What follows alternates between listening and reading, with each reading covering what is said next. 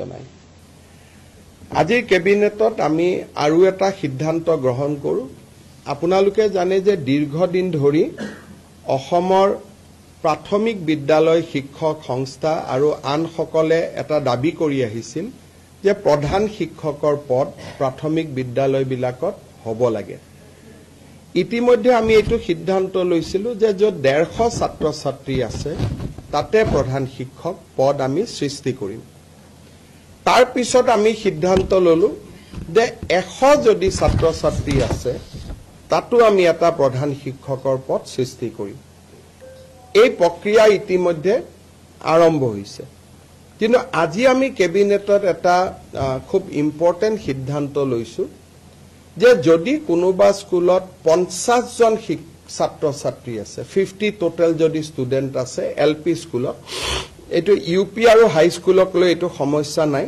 এটো অকল এলপি স্কুলক লৈ সমস্যা আছিল যদি 50 জন ষ্টুডেন্ট আছে তেতিয়ালে তাত আমি এটা প্ৰধান শিক্ষকৰ পদ সৃষ্টি কৰিম এই সিদ্ধান্তৰ ফলত বহু দিন ধৰি প্ৰাথমিক শিক্ষক সন্মিলনী বা আন শিক্ষকসকলে কৰি অহা বিভিন্ন তেওঁলোকৰ ক্ষোভ বা প্ৰতিবাদ সামৰণি পৰিব বুলি মই বিশ্বাস কৰো যে এতিয়া 50 জন ছাত্ৰ ছাত্ৰী হলেই এজন প্ৰধান শিক্ষকৰ পদ আমি স্কুলত সৃষ্টি কৰিম আৰু এই প্ৰধান শিক্ষকসকল ডিডিও হ'ব তেওঁলোকৰ বিত্তীয় আৰু প্ৰশাসনিক ক্ষমতাও থাকিব এতিয়া মই আপোনালোকৰ এটা বিশেষ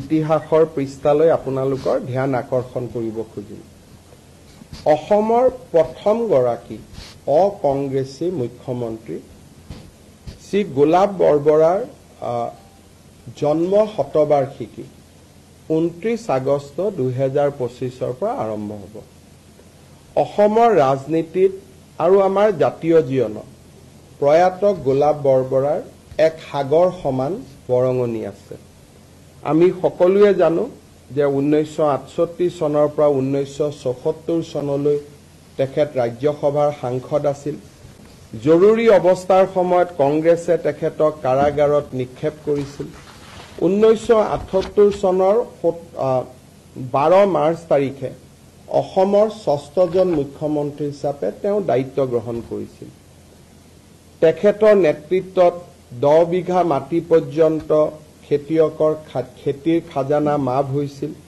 দশম শ্ৰেণী পৰ্যন্ত সকলো বিদ্যালয়ৰ মাচুল মাফ কৰি দিয়া হৈছিল চিকিৎসালয়ত গভৰ্ণমেণ্ট চিকিৎসালয়ত মাচুল নোহোৱাকৈ ৰোগী চোৱাৰ ব্যৱস্থা তেওঁৰ দিনতে আৰম্ভ হৈছিল দয়াং বনাঞ্চলত থলুৱা লোকৰ মাটি সংৰক্ষণৰ বাবে তেখেতে কাম কৰিছিল আৰু এই ধৰণে তেখেতে বহুবিলাক আনকি অসমত ক্ষুদ্ৰ চাহ বাগিচা নিৰ্মাণৰ কামতো তেখেতে এক বিশাল বৰঙনি আগবঢ়াইছিল ৰাজ্য চৰকাৰে গোলাপ বৰবৰা ডাঙৰীয়াৰ জন্ম শতবাৰ্ষিকী গাম্ভীৰ্যপূৰ্ণভাৱে এটা বছৰ পালন কৰিবলৈ সিদ্ধান্ত লৈছে 29 আগষ্ট 2025 পৰা আৰম্ভ হ'বলগীয়া এই জন্ম শতবাৰ্ষিকীত আমি কেনেদৰে পালন কৰিম তাৰ বিষয়ে নিৰ্ধাৰণ কৰিবলৈ মন্ত্ৰী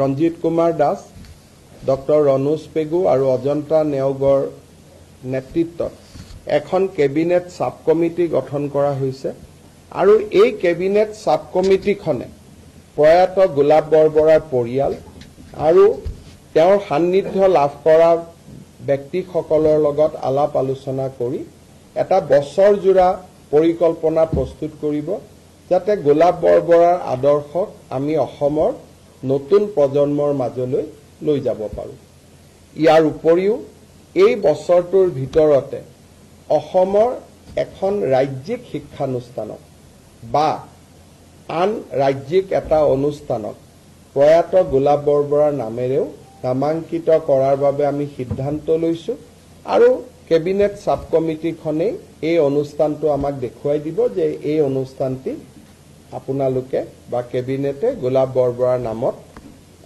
নামাঙ্কিত কৰিব পাৰে মই সকলো ৰাজ্যৰ এই ক্ষেত্ৰত সহযোগিতা বিচাৰিছো চতুৰ্থতে আমাৰ এইকেইটা দিন বাতৰি কাকতত ৰংঘৰত কৃত্ৰিম বানপানী সৃষ্টি হোৱাৰ বাতৰি ওলাই আছে। ৰংঘৰ পৰ্যবেক্ষণ কৰিবলৈ কেবিনেটে এটা লোক নিৰ্মাণ বিভাগ আৰু ৱাটাৰ ৰিচোৰ্চ ডিপাৰ্টমেণ্ট আৰু আৰবান এফেয়াৰ্ছ ডিপাৰ্টমেণ্ট আৰু আৰ্কিঅলজি ডিপাৰ্টমেণ্ট এই চাৰিওটা ডিপাৰ্টমেণ্টৰ বিষয়া সন্নিৱিষ্ট এটা এক্সপাৰ্ট টিম ৰংঘৰলৈ পঠাবৰ বাবে সিদ্ধান্ত গ্ৰহণ কৰিছে। কেবিনেটত লোৱা সিদ্ধান্ত একেটাই আছিল। আপোনালোকৰ যদি কিবা সুধিব আছে সুধিব পাৰে। हिंदी में बोलने के लिए तकलीफ होगा अभी, इतना लंबा है, मुझको दोबारा आधा घंटा चाहिए। हमारे भारत सरकार की जो बजट थे उस बजट में नामरूप में एक 12 लाख मेट्रिक टन की यूरिया एमोनिया प्लांट बनाने का निर्णय लिया गया था। वही निर्णय को प्रधानमंत्री जी ने हमारे निवेश सम्मेलन में भी दोहराए थे। कल union cabinet under the chairmanship of our beloved prime minister है, उन्होंने ये पूरा प्रकल्प को स्वीकृति दिया। आज हमारे कैबिनेट ने प्रधानमंत्री जी को इसके लिए अपना कृतज्ञता जताया और हमारा आशा है कि प्रधानमंत्री जी अगले बार जब असम में आएगा, खास करके सितंबर अक्टूबर महीना में, उसी समय ये यूरिया एमोनिया प्लांट का शिलान्यास भी जरूर करेगा।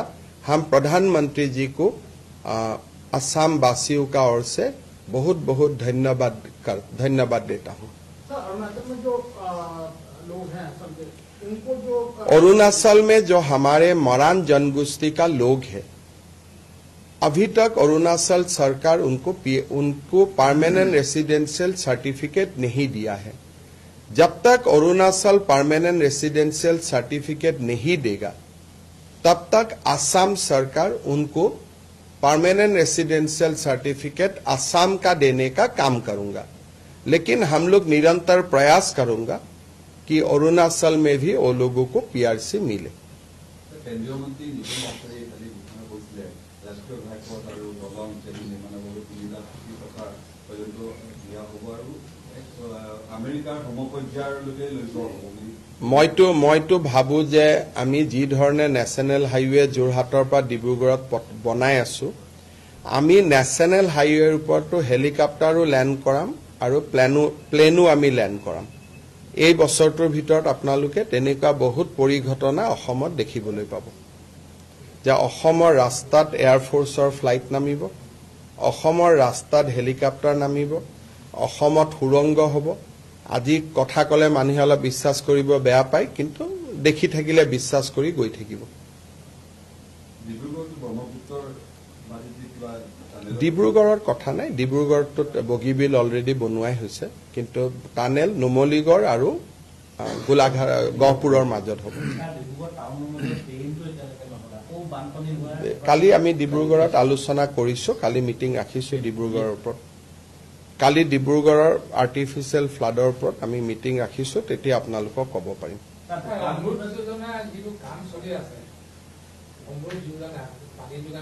মন্ত্ৰীসকল আছে, সুধি ল'ব, মোৰ ইমান কথা মনত নাথাকে। আমাৰ গুৱাহাটীতো মানুহে কয়, কিন্তু ৰাস্তা বেয়া নকৰাকৈ পানীৰ পাইপ কেনেকে ফুটিব, তেনেকুৱাতো টেকনলজি ক'তো নাই।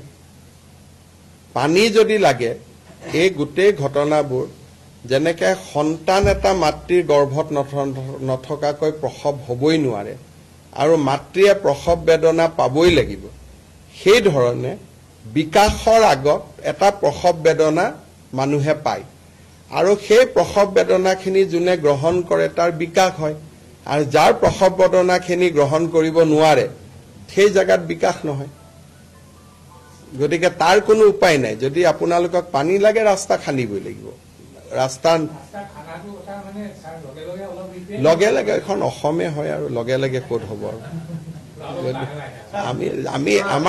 আমাৰ এটা স্পীড আছে। আপুনি খান্দাৰ লগে লগে যদি কৰিব যায়, কালি পৰহি আপোনালোকে নিউজ কৰিব যে গভৰ্ণমেণ্টে ক'ৰ পৰা কণ্ট্ৰেক্টৰ আনিলে, নিশাৰ ভিতৰতে ঠিকাদাৰ নিযুক্তি, নিশাৰ ভিতৰতে লুণ্ঠন। আমি চব কৰিব পাৰো, আপোনালোকৰ হেডলাইন বিলাকে আমাক বান্ধি ৰাখে নহয়।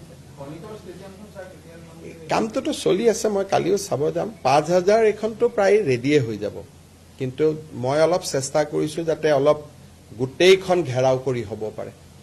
স্যাৰ অৰুণাচলৰ যিটো মেটাৰ ক'লে মৰাণ কমিটি স্যাৰ তাতো একচুৱেলি 6টা জনগোষ্ঠীয়ে আন্দোলন কৰি আছে, পাৰ্টিকুলাৰলি টিআৰচি। মোক মৰাণসকলে সাক্ষাৎ কৰিছে, আন জনগোষ্ঠীয়েও যদি মোক সাক্ষাৎ কৰে তাতো ব্যৱস্থা লম। আমাৰ যিটো লেকান যিটো কনষ্টিটুৱেঞ্চি আছে, মোক এতিয়ালৈকে মৰাণসকলে সাক্ষাৎ কৰিছে, স্মাৰক পত্ৰ দিছে, মই কৰি দিছোঁ। আৰু যদি কাৰোবাৰ পেটত ভোক আছে আমাক ক'ব, কিন্তু অৰুণাচলৰ আন্দোলনটোৰ সংজ্ঞাটো অসম চৰকাৰে ল'ব নোৱাৰে।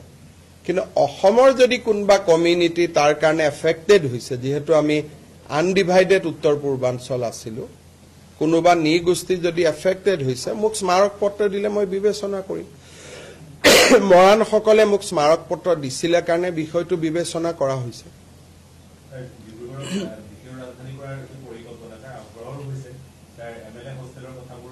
ইয়াতে কালি মই চাব যাম, আমি কালি মাটি চিলেক্ট কৰিম। এই বছৰটোৰ ভিতৰতে ডিব্ৰুগড়ত অসম বিধানসভা, MLA হোষ্টেল, অধ্যক্ষৰ বাসভৱন, এই গোটেইবিলাক নিৰ্মাণৰ কাম আৰম্ভ হ'ব। মোহনবাৰী এয়াৰপৰ্টৰ যিটো আমি আগতে স্মাৰক পত্ৰ দিছিলোঁ, নাইট লেণ্ডিং ফেচিলিটিটো অলপমান কিবা CISFৰ ফালৰ পৰা দিগদাৰী হৈ আছে, মই এবাৰ চাব লাগিব। আপোনালোকে সৰ্বাধিকো ক'ব বিষয়টো, কাৰণ গোটেইটো চেণ্ট্ৰেল গভৰ্ণমেণ্টৰে, তেওঁক এবাৰ মনত পেলাই দিব, ময়ো মনত পেলাই দিম। দোকানেতো ৱাইন শ্বপো হয়, কিন্তু ৱাইন শ্বপখিনি আমি পুৰা 24 ঘণ্টা খুলিব নিদিওঁ। ৱাইন শ্বপখিনি অলপ আগতীয়াকৈ বন্ধ কৰি দিওঁ। ৱাইন শ্বপখিনি 2টামান বজালৈকে, এতিয়া 12টালৈকে চলে, তেওঁলোকক পুৰা গোটেই ৰাতি নিদিওঁ, তেওঁলোকক অলপ কমাই দিম। চক নহ'লে এমপ্লয়মেণ্ট নহ'ব, সেইকাৰণে। কিন্তু ৱাইন শ্বপখিনি গোটেই ৰাতি দিলে অলপ বেয়া হ'ব, সেইকাৰণে সেইটো এতিয়া ৱাইন শ্বপখিনি 12টাত হয়, গুৱাহাটীত 2টালৈকে কৰি দিম, বাকী জেগাত 12টাই থাকিব।